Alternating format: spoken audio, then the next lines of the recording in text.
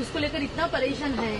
तो अभी अरावली जो शील्ड है पूरा नॉर्थ वेस्ट इंडिया का, तो उसमें अभी ऐसा रिलैक्सेशन वो क्या कोई लॉन्ग टर्म और परमानेंट डैमेज नहीं करेगा? अरावली में कोई भी रिलैक्सेशन नहीं दिया गया है।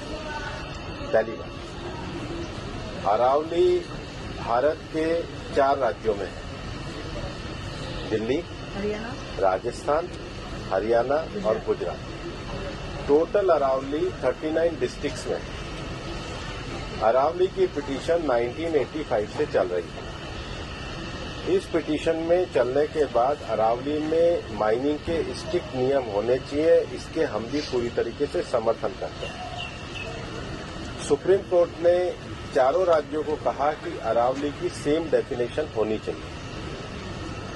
सेम डेफिनेशन में 100 मीटर को, जो कि 1968 का जो जियोलॉजी का स्टडी है रिचर्ड मॉर्फी, उसके कारण है।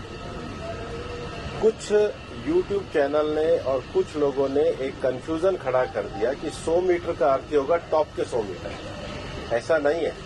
उसका जो बेस स्ट्रक्चर है, जो पर्वत का बेस स्ट्रक्चर है, अगर वो जमीन के अंदर भी 20 मीटर है, वहां से लेके 100 मीटर तक प्रोटेक्शन है। तो जो 100 मीटर का प्रोटेक्शन है, जो लोगों ने कंफ्यूजन करा है कि मतलब ऊपर का 100 मीटर है, नीचे खुदाई कर सकेंगे, वो नहीं है। मैं आपको फिर क्लियर कर रहा हूं।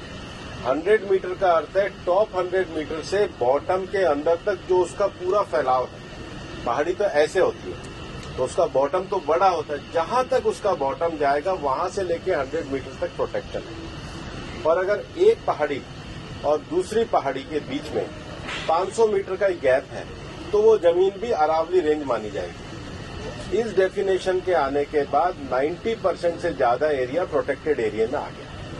90% से ज्यादा।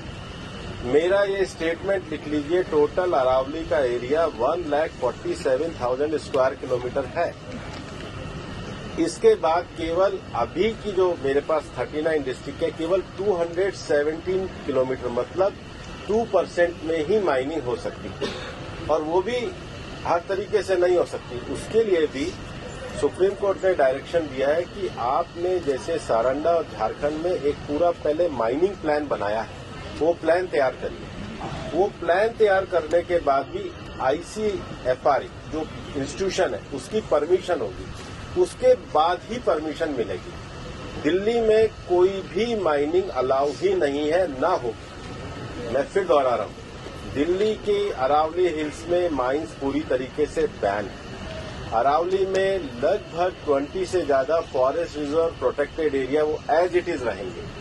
तो reserve area, protected area, even 100 metre भी पहले क्या होता था, जो लोगों ने करा था कि टॉप को छोड़ के नीचे खुदाई करते थे, तो वो एक तरीके से उसके चारों तरफ करते थे। अब वो भी नहीं कर सकेंगे। तो मुझे लगता है सुप्रीम कोर्ट ने जो निर्णय दिया है, ministry of environment, survey of India, geological survey of India, और जियोलॉजिकल सर्वे ऑफ इंडिया में जो इंटरनेशनल स्टैंडर्ड है रिचर्ड मॉर्फी, उसको दिया।